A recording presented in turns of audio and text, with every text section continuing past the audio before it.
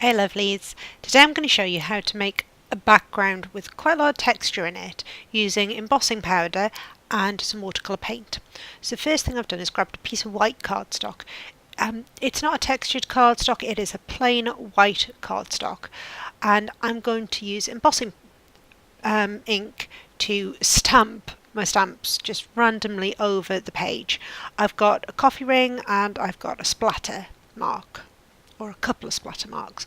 So I'm just going to pop them across the left upper side of the page, and then I'm going to add the embossing powder. Now I'm using white embossing powder for this particular bit rather than clear, but clear or white is what you want, and I'll dust a bit of that off just so that I've not got excess static, or I've not got it clinging where there's excess static. Then I'm just going to emboss it. Now, because the age of this particular powder, it doesn't melt as well as it should, so it takes a little while to get it to melt, unfortunately, but such is life, so we'll bear with it and we'll get to the end where it's nicely embossed and there's nothing left that is powder, it's all melted down nicely.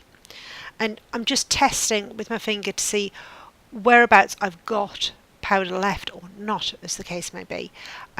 Just dusting that off.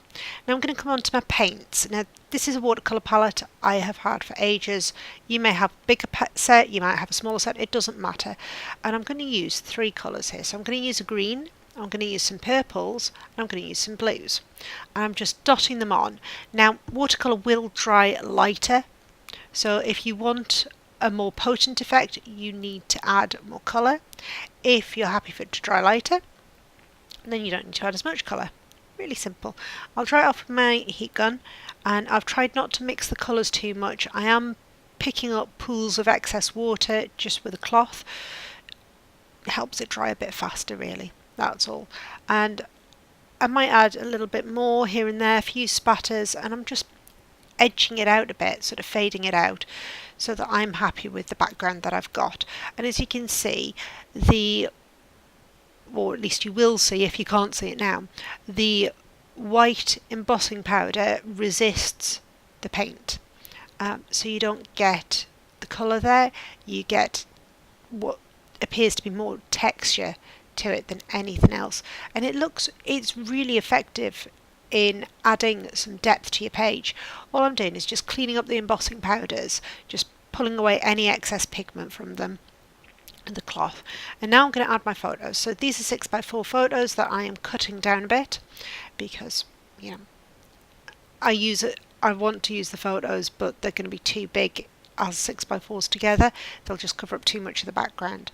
I'll mat them and just play around with them. I've pulled out some scraps to go with it. I'm a big fan of using up scraps and just figuring out where things are going to go. I'll tuck some of the scraps in. I might use some of them for matting the photos if I've got some larger pieces, and see what we've got. As you can tell, I measure very precisely, or answer me, I just eyeball it and hope. I've matted both these photos to stop them blending into the background and just to sit them up. I've mounted one onto pop dots, so it does sit slightly higher, and now I'm going to play around with my scraps. Now you'll see this a lot from me. I play around with my scraps, I move them around, I tear them, I tuck them, I cut them down, I have little bits here, little bits there, I move them around a lot. So I start to just look at what I like, look at what I don't like, and because the paper's slightly bent, I've used a magnet to just stick it to my board. It's a magnetic board, so it just helps me to work and see where things are on the flat. So just like I say, tucking bits in, cutting bits out, and I'm sticking with a small selection of papers. I'm not using a lot. I've got a lot more scraps than this. Some of them are going to get used, some of them aren't. And I'm really happy with the composition now. I don't want to keep adding bits of paper because I've got quite a bit now. I want to move on and embellish. So I've pulled out some stickers here that I think may or may not work. There'll be some words in there, there's some washi tape in there, just, well, anything I can find that I like the look of and I think might work. So that purple yay, it's got a bit of a watercolour finish to it. I'm going to use that.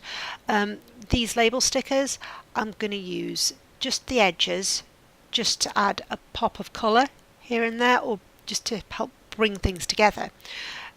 Same with the washi tape. I'm going to use that in a few different places. Really quick, really easy layout to pull together. It is just a few embellishments added here and there, some that I did like, some that I didn't like. I've moved them around. Nothing stays static on my page for a very long time unless I'm happy with it. If I'm happy with it, then it stays put. Now the next thing for me was figuring out an alphabet, and that was actually really hard for this layout, mainly because I've firstly used colours I don't normally use. Secondly, it needs to stand out. It's got to be a bold font. So I finally settled on this particular scribbly font, and I've spread the title across 2 areas, which is easy. It be mine. And then I'm just adding some gems just to finish it off. Just a bit of sparkle, a bit of interest, and helps to draw the eye across the page. That's all there is to it. So I really hope you enjoyed watching me create this layout. I hope you'll give that background a go with embossing and some watercolour. If you liked it, please give me a thumbs up. Subscribe to my channel if you want to see more, and you can find me over on Facebook and Instagram at Inky Paws. Take care, and I'll see you soon. Bye!